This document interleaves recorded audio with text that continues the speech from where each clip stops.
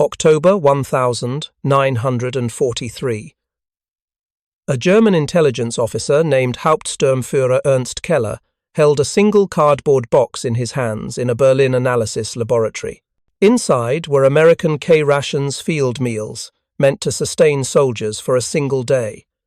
The box was weathered, captured from a downed American pilot weeks earlier.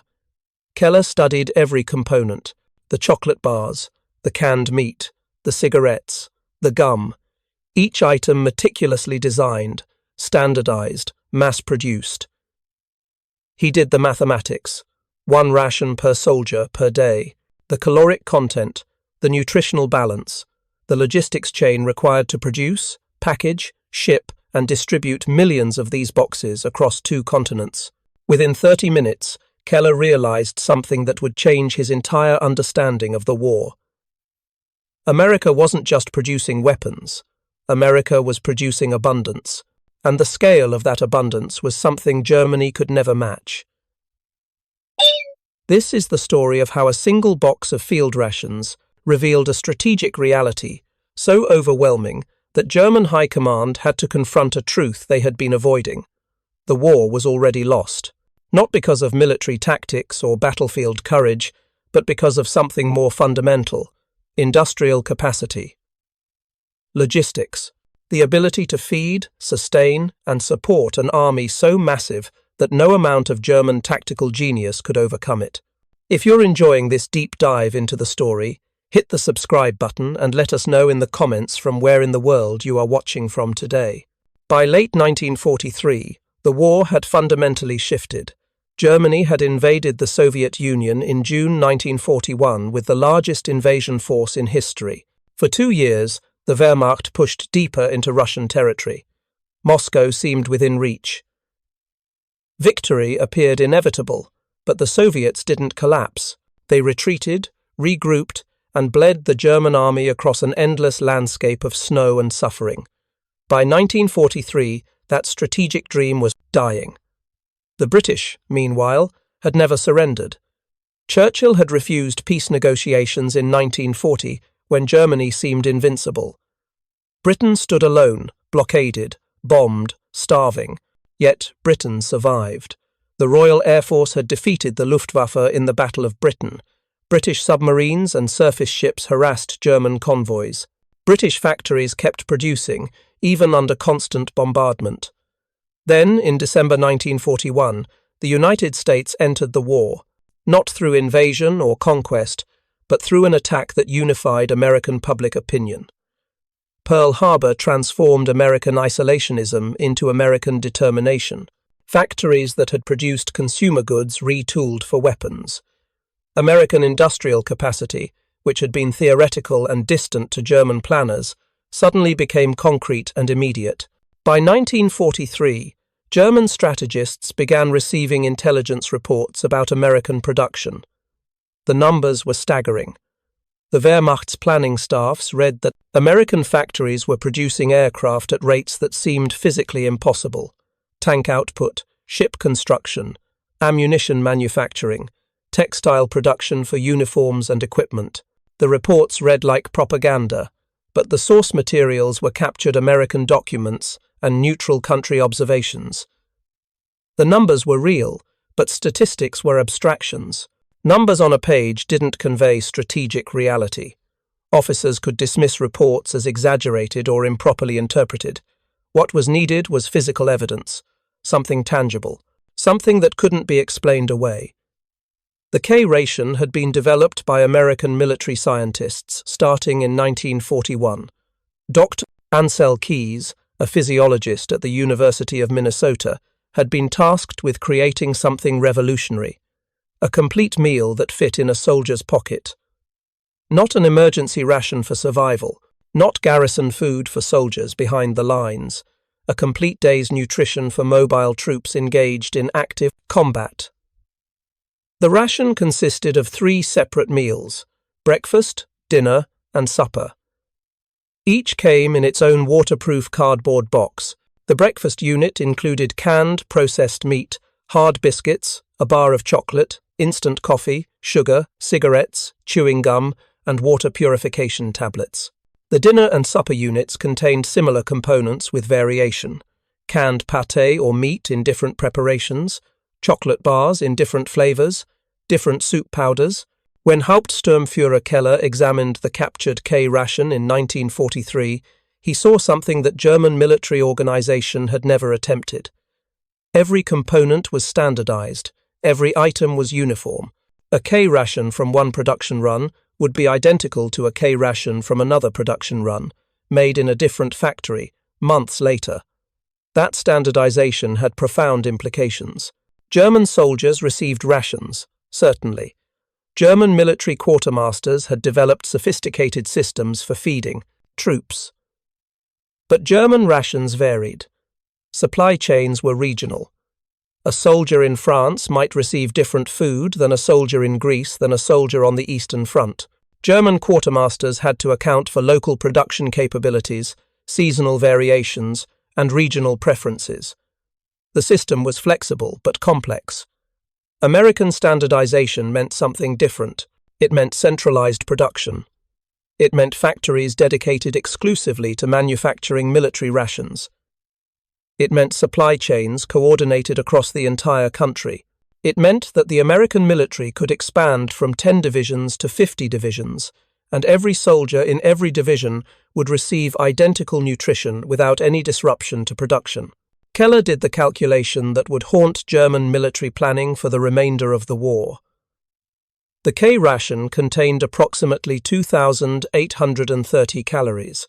American military nutrition standards called for different caloric intake depending on duty or combat conditions, but 2,830 calories was the baseline for active soldiers. To manufacture one K-Ration required specific quantities of multiple ingredients: beef or pork for the canned meat, wheat for the hard biscuits, cocoa and sugar for the chocolate, coffee beans, various spices, packaging materials, cardboard, paper, wax coating for waterproofing. Each K-Ration was a small but complex manufacturing feat. American military personnel in late 1943 numbered approximately 8 million active service members. By 1944, that number would exceed 10 million. By 1945, it would reach nearly 12 million. The logistics of feeding that many people exceeded anything in human history. The Roman legions at their peak numbered fewer than 500,000 men across the entire empire. The British Empire at its height maintained perhaps 2 million military personnel scattered across the entire globe. America was preparing to feed 12 million men, every single day, for an indefinite duration, each one receiving a complete, nutritionally balanced meal. Not luxury food, not comfort food, but adequate, consistent food that would sustain them through combat operations. Keller calculated the production capacity required, the manufacturing facilities needed, the transportation infrastructure, the trained personnel to oversee distribution, the quality control systems to ensure consistency, the replacement production to account for spoilage, loss, and waste. The numbers were so large that German staff officers initially suspected error. They demanded verification. Keller's findings were circulated through Wehrmacht High Command. Officers reviewed the analysis and cross-referenced it against intelligence reports about American factory output. The K-Ration analysis aligned with production estimates. The numbers were consistent.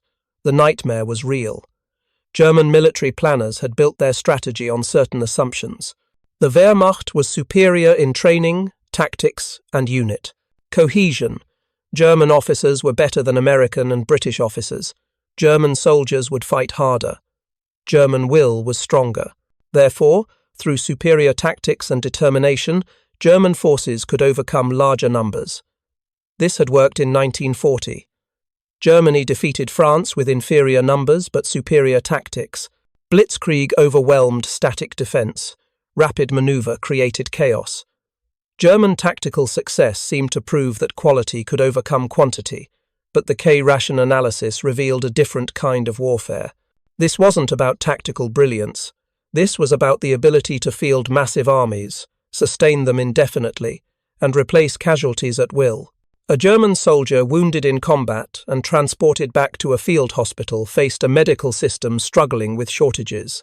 An American soldier faced the best trauma medicine available, access to antibiotics, blood transfusions, and the expectation of recovery and return to duty. A German division in combat for 2 weeks would exhaust its ammunition supplies and require rotations back to the rear for resupply. An American division could receive continuous resupply, keep fighting indefinitely, and receive replacement troops and equipment without pause. The K-Ration was just one component of this broader reality, but it was the physical embodiment of American industrial advantage. You could hold it in your hand. You could see the manufacturing sophistication. You could understand that if Americans could standardize feeding 12 million men daily, they could standardize anything. Production, weapons, ammunition, equipment replacement, medical care, transportation. German General Ludwig Beck, one of the few senior officers willing to discuss strategic realities privately, commented after reviewing Keller's analysis, "We are not fighting an enemy with superior tactics or strategy. We are fighting an enemy with superior production. We are fighting mathematics, and you cannot defeat mathematics with courage." Germany had an efficient military supply system, but it operated under fundamentally different constraints. German strategic planning assumed rapid victory. The Wehrmacht would defeat opponents in quick campaigns. Wars would end in months, not years. Therefore, long-term sustainability wasn't priority. Victory was priority. When the invasion of the Soviet Union in 1941 didn't produce rapid victory, German logistics collapsed under the strain. Vehicles designed for Western European roads broke down on Russian mud and snow. Supply lines stretched thousands of kilometers. German soldiers starved during the brutal Russian winter, while Quartermaster Corps scrambled to maintain supply. By 1943, German military food supplies were declining. Occupied territories couldn't sustain German troops indefinitely. The blockade meant Germany couldn't import food. German agriculture was being depleted to feed the homeland. German soldiers received adequate food, but the margin for expansion was disappearing. Adding to this was the strategic bombing campaign. American and British bombers struck German transportation networks, factories, and fuel supplies. German military logistics, which had never been designed for a long war, were being systematically destroyed. By 1944, German divisions in combat suffered from chronic shortage of ammunition, fuel, and replacement vehicles. Meanwhile, American logistics operated at full capacity. American bombers couldn't destroy American factories because they were thousands of miles away across the Atlantic Ocean. American supply ships crossed the ocean in convoys, protected by American naval power. American soldiers received replacement equipment, ammunition, and food without interruption. The K-Ration became a symbol of this vast asymmetry. Every captured ration that German soldiers examined was evidence of a production system that operated without the constraints Germany faced. No blockade, no bombing campaign against the food industry. No agricultural depletion from military demands, just relentless, mechanized production. Hauptsturmführer Ernst Keller compiled his analysis into a formal report submitted to Wehrmacht High Command in November 1943. The report was titled Analysis of American Field Ration Standardization as Evidence of Industrial Mobilization Capacity. It was 40 pages long and included detailed examination of the K-Ration components, cost analysis, production estimates, and strategic implications. Keller's key conclusion was direct. The standardization and distribution of American K-Rations to millions of military personnel represents evidence of industrial production and logistical coordination, unmatched by any previous military power in history. The implications for German military strategy are severe. Germany cannot match this production capacity. Germany cannot match this logistical coordination. Therefore, any strategy assuming eventual German victory through attrition is strategically invalid. Germany must achieve victory in the near term or face inevitable defeat through material exhaustion. Keller recommended one of two strategic responses: Either Germany negotiates peace immediately, while still possessing military strength, or Germany pursues a defensive strategy aimed at imposing sufficient casualties on American forces that public opinion demands cessation of the war. Anything else would be fantasy. The report was circulated to senior generals. Some dismissed it as defeatist thinking. Others agreed privately, but dared not say so publicly. Hitler refused to read it. What was already decided was that Germany would fight to the end. The implications of the K-Ration analysis didn't change that fundamental commitment, but the analysis spread through German officer corps. It became part of the private conversations among general staff officers who understood the mathematics. It influenced strategic decisions, even if those decisions were constrained by political reality and Hitler's unwillingness to accept strategic defeat. If you find this story engaging, please take a moment to subscribe and enable notifications. It helps us continue producing in-depth content like this. Keller's report didn't remain confined to high command. In the hierarchical structure of the Wehrmacht, information flowed through channels of command. General staff officers who read the analysis shared their interpretations with subordinates. Officers on leave visited Berlin and heard discussions in officer clubs. Intelligence officers attached to army groups received copies for their own analysis. By early 1944, the realization that America was producing on an incomprehensible scale had permeated German officer corps. But knowledge and action were different things. German officers understood the strategic situation, but they had no power to change Germany's response. Hitler had decided Germany would fight, the Reich would never surrender. No amount of mathematical analysis would change that political decision. The generals could calculate odds. They could see clearly the material disadvantage, but they remained bound to serve the system that employed them. What Keller's analysis did accomplish was provide clarity to a question that had haunted German officers since 1941. Why were they losing? It wasn't because they were inferior soldiers. It wasn't because German tactics were outdated. It wasn't because of some failure of will or courage. They were losing because they were fighting an enemy with resources so vast that no tactical brilliance could overcome it. This single explanation answered a question that had tormented German commanders for years. This realization created a strange psychological effect. For some officers, it was liberating. They were not responsible for strategic defeat. They were not failures as commanders. They were simply caught in a war that their country could not win. This removed a layer of personal guilt. A general could accept defeat when defeat was mathematically inevitable. For other officers, however, the realization was devastating.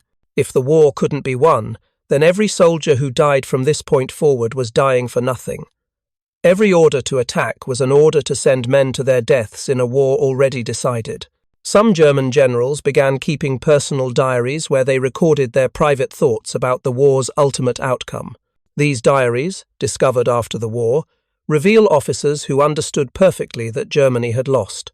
Yet these same officers continued to command armies, continued to issue orders for attacks and defenses, continued to participate in a war they knew was unwinnable. The psychological compartmentalization required to function in such circumstances was severe. Officers separated their private knowledge of inevitable defeat from their public duty to continue fighting. German military planners responded to Keller's analysis not by surrendering or negotiating, but by attempting to change the calculus through different means. If Germany couldn't match American production, perhaps Germany could delay American operations long enough for political developments to resolve the situation. American public opinion might demand withdrawal. American and British tensions might create divisions in the alliance. Political negotiations might produce a settlement. These were not strategies based on military victory, but rather strategies based on hope that something would change the political equation. To implement this strategy of political hope, German high command shifted to a defensive posture on most fronts. The Wehrmacht would consolidate positions, fortify defensive lines, and inflict maximum casualties on Allied forces. Attrition became the German strategy. If American soldiers could be killed faster than America could replace them, public opinion back home might shift. If casualties reached levels that seemed unsustainable, Americans might demand peace. This was a strategy based on inflicting pain rather than achieving victory. This defensive strategy was implemented most dramatically on the Eastern Front. German generals established defensive positions along the Eastern Wall, a heavily fortified line stretching across Eastern Europe. Rather than conducting mobile warfare and trying to defeat Soviet armies in the field, Germans would hold positions and bleed Soviet offensives. The strategy was called attrition warfare, a doctrine that attempted to make victory so expensive that enemies would abandon their goals. German engineers constructed thousands of defensive positions. Bunkers were dug, tank traps were laid, anti-tank guns were positioned to create crossfire patterns, machine gun nests were established, barbed wire was strung, minefields were planted. The Eastern Wall was one of the most sophisticated defensive fortifications ever constructed. German soldiers were confident that no force could break through. They had defeated Soviet offensives before. They could do it again, even with inferior numbers, because their positions were strong. But the K-Ration analysis had revealed the fundamental problem with this defensive strategy. Americans didn't just produce more weapons. Americans produced more of everything. More replacements, more ammunition, more medical care, more transportation, more spare parts, more everything. American casualties could be absorbed because American production could sustain casualties at levels that would have destroyed any other army in human history. German planners knew this intellectually, but they had no alternative strategy. Germany couldn't produce more. Germany couldn't manufacture additional K-Rations or C-Rations because Germany didn't have the production capacity. Germany couldn't sustain longer wars of attrition because German industry was being systematically bombed. Germany's only option was to hope that American casualties would mount faster than Keller's mathematics suggested, hope that American public would demand peace, hope that the Soviet Union would collapse, hope that something would change the material equation that seemed fixed and immutable.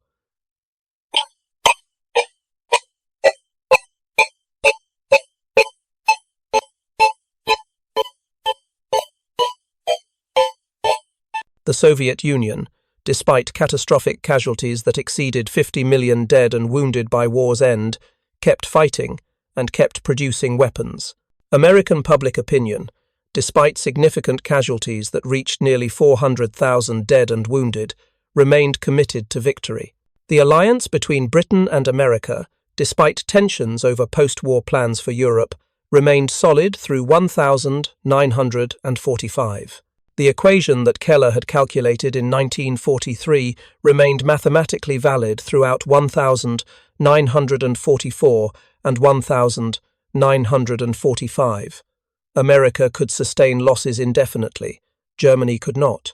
The invasion of Normandy in June 1944 proved Keller's analysis in concrete, visible, undeniable terms. American forces poured across the Channel in numbers that seemed endless. Waves of soldiers landed on beaches, airborne troops descended from aircraft, gliders delivered equipment, supply ships followed.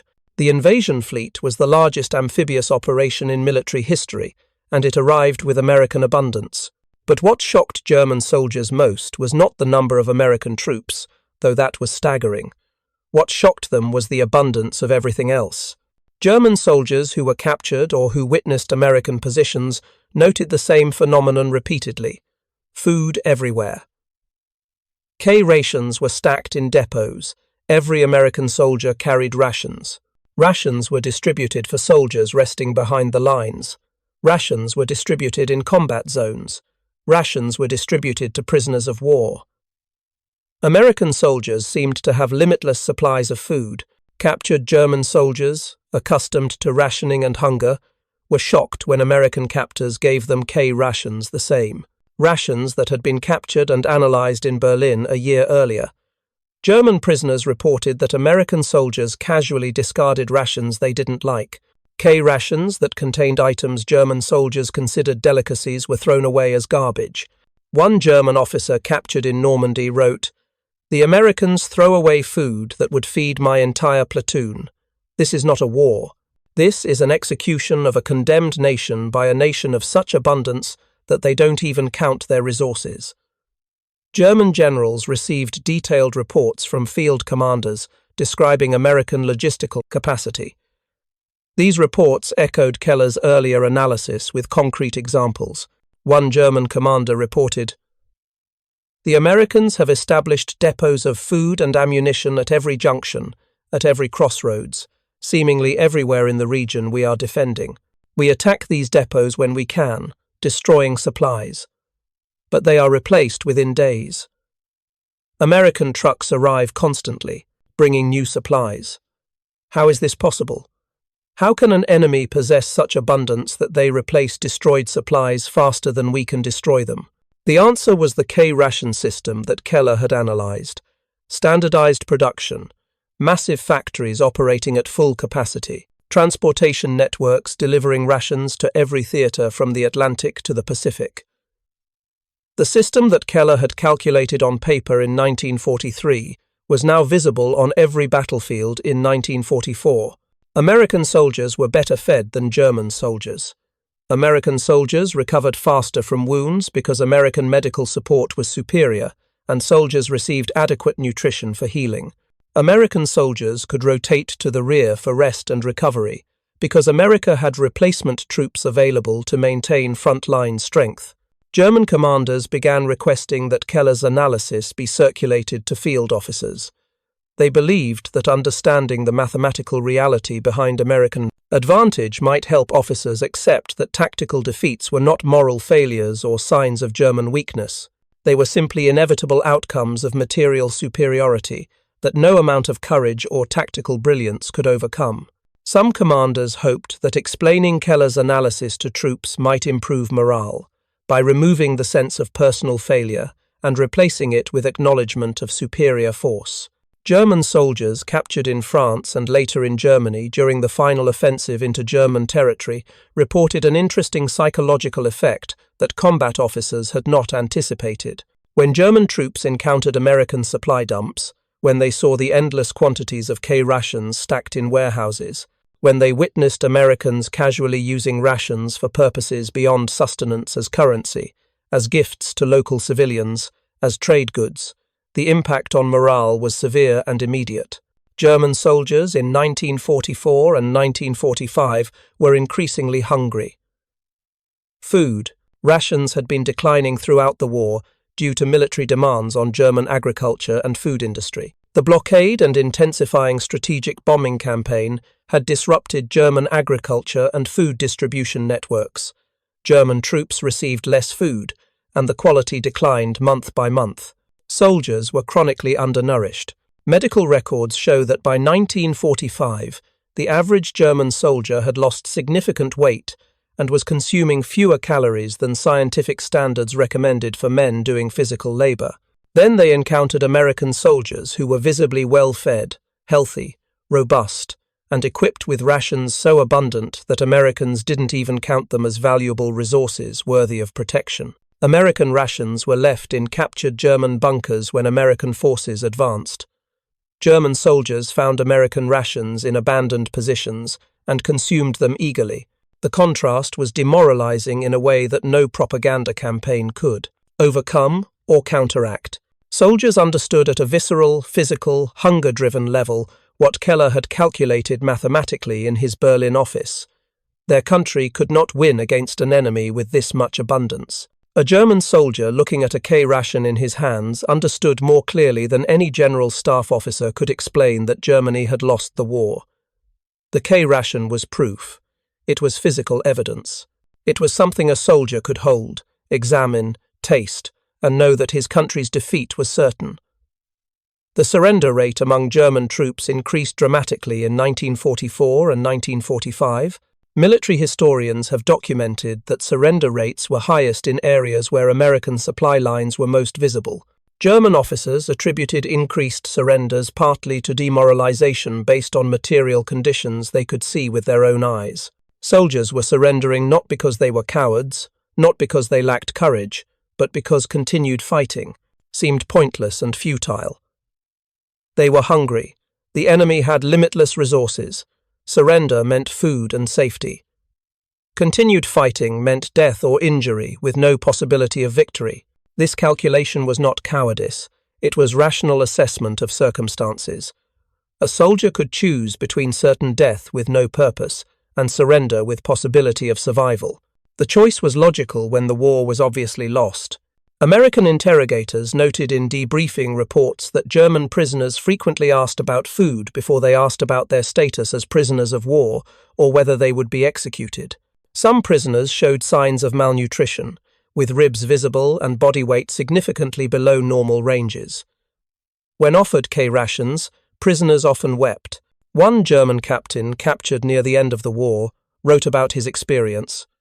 "I had not eaten adequately in months. When the Americans gave me a K-ration, I felt like I had been given a gift from God. I realized that I would eat better as a prisoner of the Americans than I would have eating better as a German soldier. This knowledge broke something in me about loyalty to the Reich." This psychological effect had been unpredicted by German command. German generals had not calculated that visible material abundance would demoralize troops more effectively than military defeat could. The K-ration became a symbol of this demoralization. Every K-ration a German soldier encountered was a reminder that his country had entered a war it could never win. Keller's analysis was mathematically correct in every calculation. America could produce K-rations to feed 12 million soldiers indefinitely. This production capacity was real and unprecedented in human history. The strategic advantage was genuine and unquestionable, but Keller's analysis contained one critical oversight that would prove historically significant and reveal something about the limits of mathematical analysis in predicting human behavior. Keller had calculated the capacity to produce and distribute K-rations.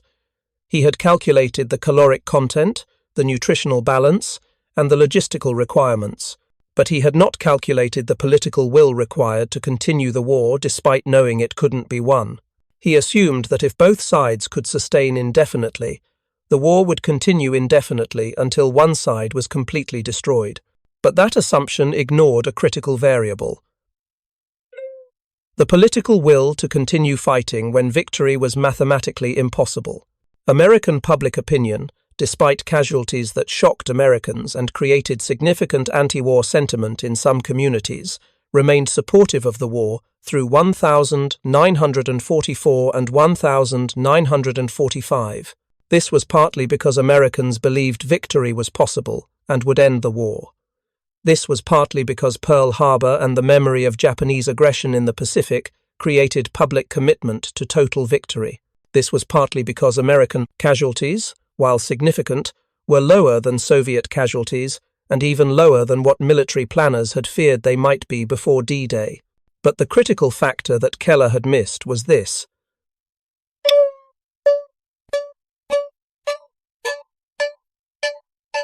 American abundance created confidence in victory. American soldiers, knowing they were well supplied, knowing that replacements would arrive, knowing they had access to medical care and rest, fought with greater cohesion and confidence. American troops weren't desperate. They didn't fear that supplies would run out. They didn't wonder if they would eat tomorrow. This psychological confidence, enabled by the K-ration system and American logistical abundance, made American soldiers more effective combatants than they would have been if supplies were uncertain. German soldiers, by contrast, were increasingly desperate. They didn't know when their next meal would arrive. They didn't know if wounded comrades would receive medical care or if hospitals had medicine and supplies. They didn't know if they would be rotated to the rear for rest or if they would be commanded to hold positions until death. The psychological toll of fighting against abundance while experiencing scarcity, of fighting for a country that couldn't feed them against an enemy that casually discarded food, broke German morale and fighting effectiveness more thoroughly than any military defeat could accomplish alone. An interesting and revealing parallel emerged on the Eastern Front that further validated Keller's analysis while adding a new dimension to it.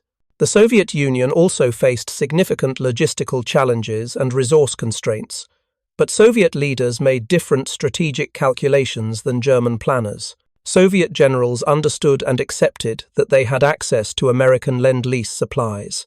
American convoys delivered trucks, ammunition, vehicles, food, and equipment to Soviet forces through dangerous Arctic routes.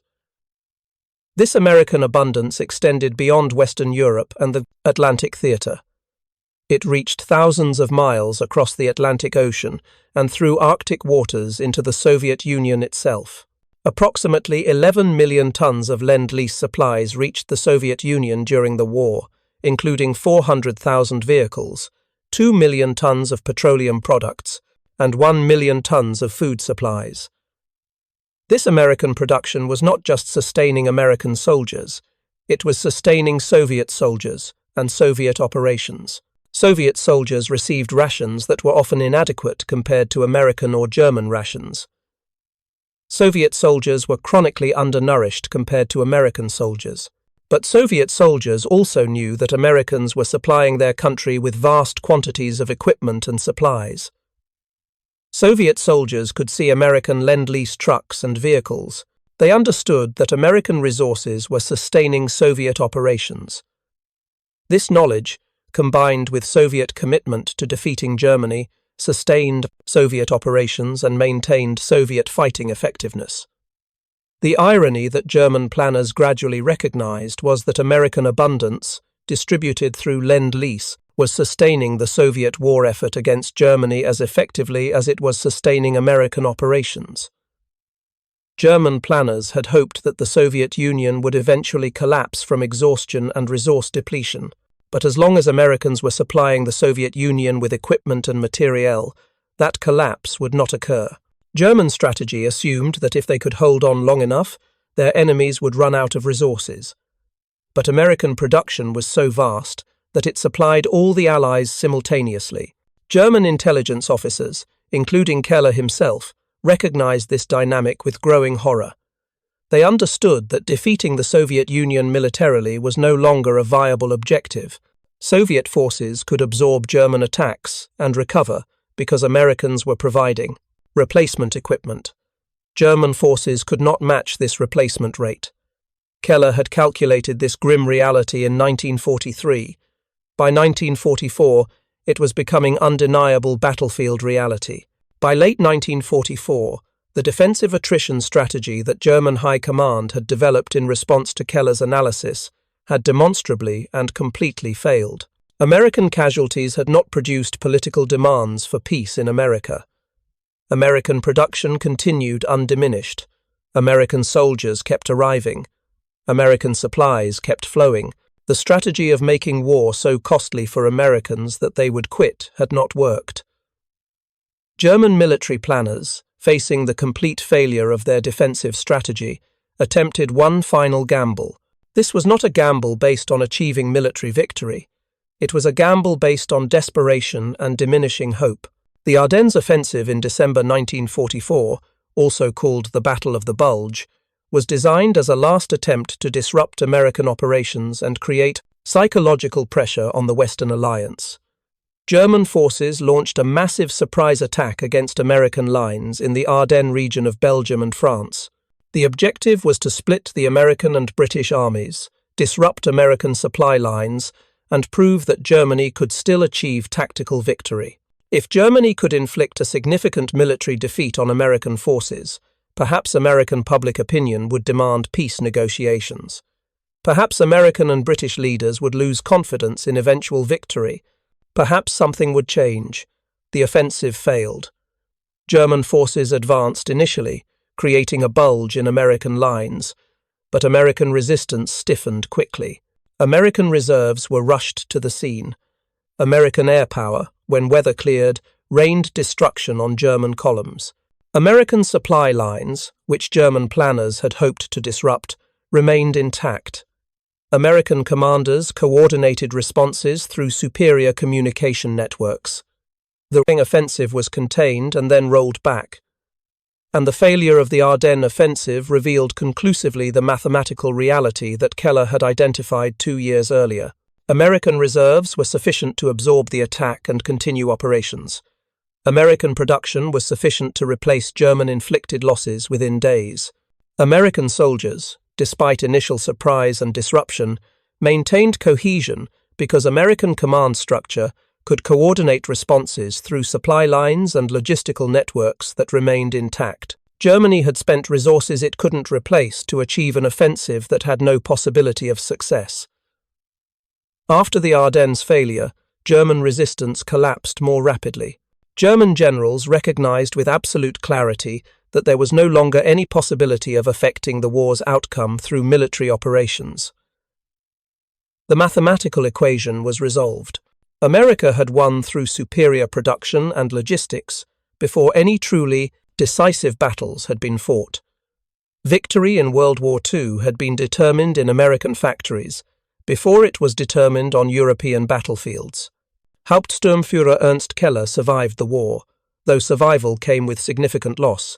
He was captured by American forces in 1945 and spent 2 years in an American prisoner of war camp. After his release in 1947, Keller attempted to rebuild his life in the ruins of post-war Germany. But the war had taken a psychological and emotional toll that no amount of time could fully heal. Keller knew that he had seen the future clearly in 1943, with precise mathematical accuracy. He had written a 40-page report that accurately predicted Germany's military defeat. His calculations had been correct. His conclusions had been valid. His warnings had been ignored. But that knowledge had not prevented the deaths of millions of soldiers. It had not prevented the Holocaust.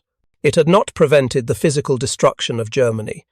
It had not prevented the emergence of Soviet dominance over Eastern Europe that would last 45 years. Keller had foreseen the outcome with remarkable clarity, but he had been powerless to change it. In interviews after the war with military historians and American intelligence officers, Keller discussed his analysis of the K-Ration and its strategic implications. He spoke about trying to convince German leaders that the war couldn't be won mathematically. He expressed regret that his analysis had no impact on German strategic decisions. He wondered what might have happened if Hitler had read the report, if German leadership had listened to mathematics instead of ideology, if Germany had negotiated peace in 1943 instead of fighting for 2 more years. Keller died in 1968, taking with him the intimate knowledge of how close German leadership came to recognizing the war's inevitable outcome. He carried the memory of months spent trying to convince superiors that the mathematical case for German defeat was irrefutable. He carried the weight of knowledge that millions of lives might have been saved if only German leaders had been willing to listen to mathematics instead of ignoring it in favor of ideological commitment to total war. Keller's analysis revealed something that military historians have increasingly emphasized in the decades since World War II. World War II was fundamentally and primarily a war of production and logistics. It was not a war of tactical brilliance, though tactics mattered. It was not a war of military genius, though generals' decisions influenced outcomes. It was a war of which nation could produce more weapons, more ammunition, more food, more vehicles, more medical supplies, and more replacements for casualties than their enemies.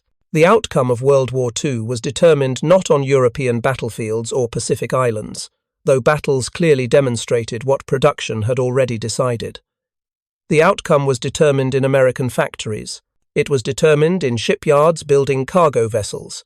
It was determined in transportation networks coordinating the movement of supplies across continents and across oceans.